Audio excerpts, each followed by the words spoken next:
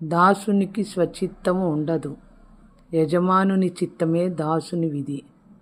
దాసునికి స్వంత పనులు ఉండవు, యజమానుని పనే దాసుని విధి. దాసునికి సొంత అవసరతలు ఉండదు, యజమానుని అవసరాలే దాసుని విధి.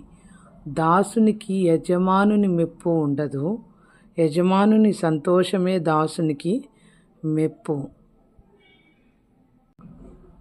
యజమానుడు అబ్రహాము, ఆయన దాసుడు ఎలియాజరు.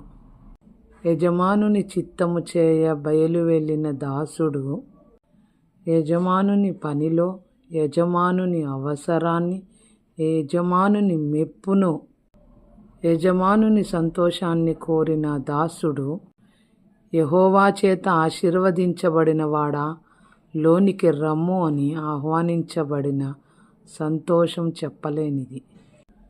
ఈ విధముగా జీవించు దేవుని దాసుడా, నీవును ఆశీర్వాదము పొందుదువుగాక. ఆమేన్.